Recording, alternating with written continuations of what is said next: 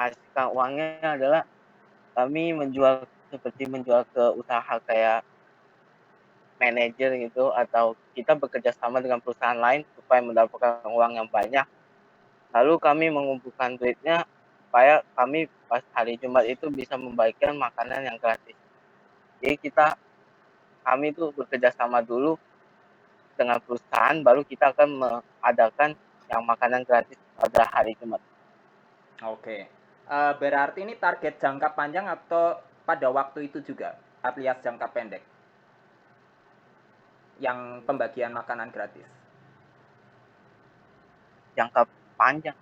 Panjang. Jadi setelah usaha ini berjalan. Oke, baik. Saya tanya kepada Yonatan. Jadi karena targetnya ini kan jangka panjang, ya, melanjutkan pertanyaan tadi, kira-kira mulai kapan dan dengan alasan apa pembagian makanan gratis ini perlu? Karena kalau dilihat dari jenis makanan usaha ini termasuk usaha yang oh ya nanti saja. Ya, bisa dijelasin dulu, Yonatan? Mungkin mulai bulan depannya. Oh, Mungkin 1 kita bulan usaha jalan. Oke. iya. Alasannya? Alasannya kita membantu orang agar nggak kelaparan gitu.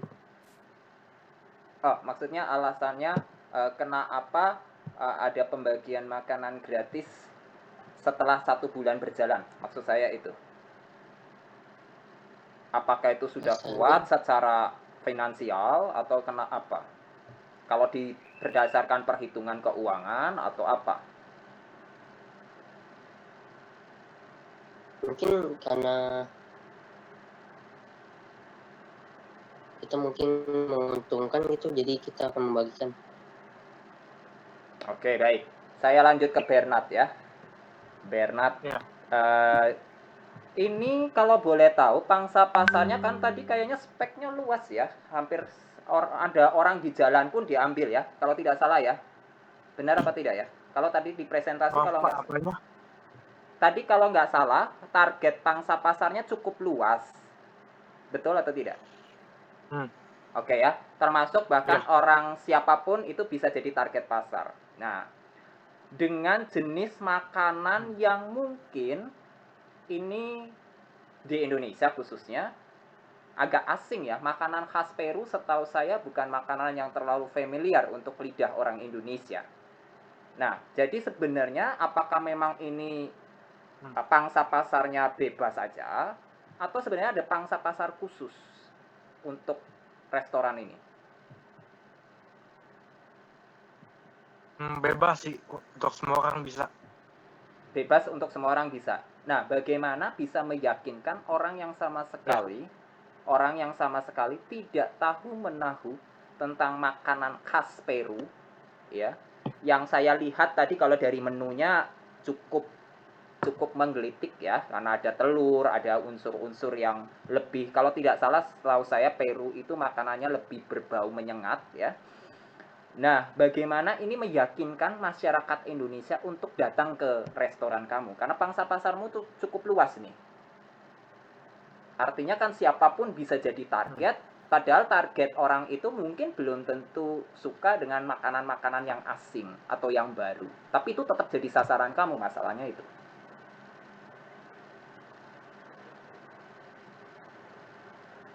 Paling dari bahan dasarnya sih, kayak telur sama kentang gitu. Jadi kan orang udah pada tahu kalau telur sama kentang dipakein saus gitu mungkin bisa masuk rasanya. Oh, oke. Baik ya. Nah, Jaka ya, Jaka. Jaka bisa dengar saya ya? Bisa. Oke, ya. Baik. Kembali lagi ke melanjutkan pertanyaan dari Bernard ya. Melanjutkan pertanyaan yang saya sampaikan kepada Bernard tentang bagaimana bisa kamu meyakinkan dalam bentuk apa? Dalam bentuk apa? Ini promosinya dalam bentuk apa? Tadi sih saya sudah lihat tadi kamu jadi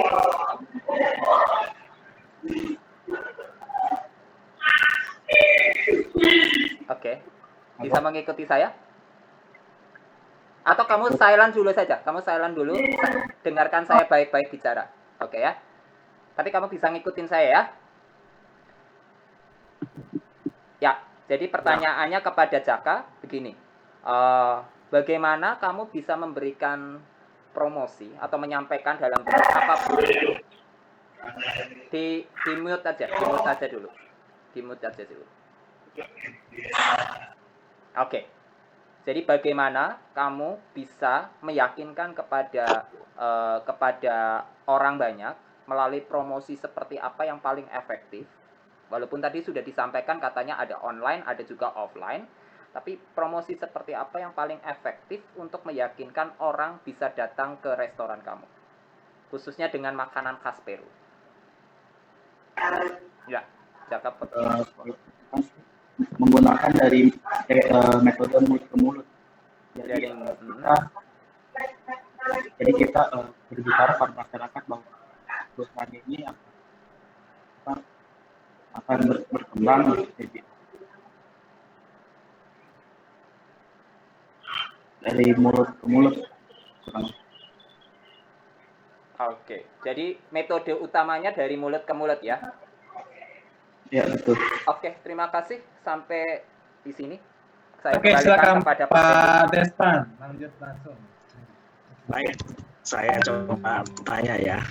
Ini pertama-tama saya penasaran sama ini sih. Ini sebenarnya bukan nanya sih. Ini komentar aja nih. Ini kalau misalnya kalian minta investment 1 juta dia dapat 15%, itu investornya bahagia sekali. Kalian yang rugi, kalian jualannya makanan Peru, bisa-bisa rugi buat kalian nih. But anyway, pertanyaan saya mungkin yang pertama buat Bernard. Ini harganya yakin 20.000 ya dijualnya?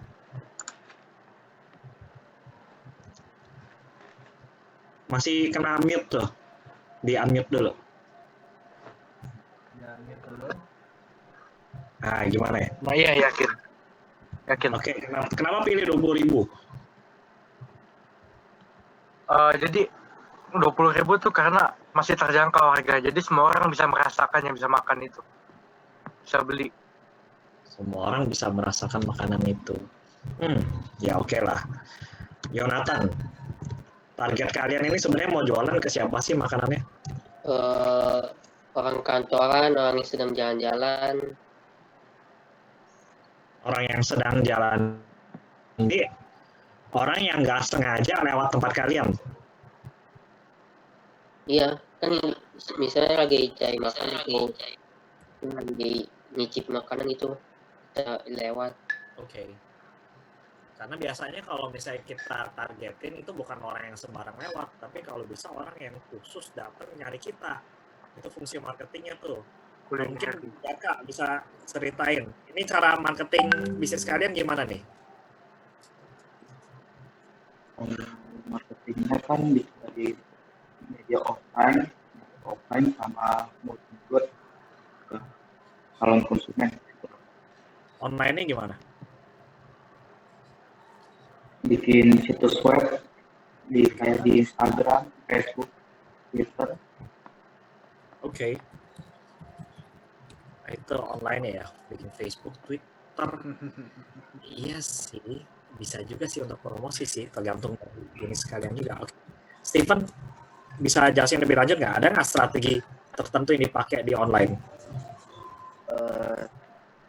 Strateginya kayak bikin suatu poster, lalu kirimin kayak ke Facebook, Instagram untuk menunjukkan bahwa kita berjualan makanan tersebut. Isi posternya apa tuh? Isi posternya gambar makanan kita, makanan khas Peru. Lalu kita menulis harganya. Ya, itu saja. Oke. Sebenarnya kalau kita main di dunia online, kalau kita mau marketing, jadi nggak cukup cuma dengan jualan aja, karena orang nggak tertarik tuh kalau misalnya cuma ngelihat harga kita jualan JK brosur tapi online kan. Tapi ya oke lah. Terus ini juga kalian perlu research lagi nih, tempat makanan Peru di Indonesia udah, meskipun emang nggak banyak, tapi kalau kalian bilang kalian yang pertama, rada-rada juga sih ini. But anyway, Bernard lagi deh, balik. Ini kalau misalnya kita mau jualan, ini kalian jualannya restoran doang? Atau ada secara lain?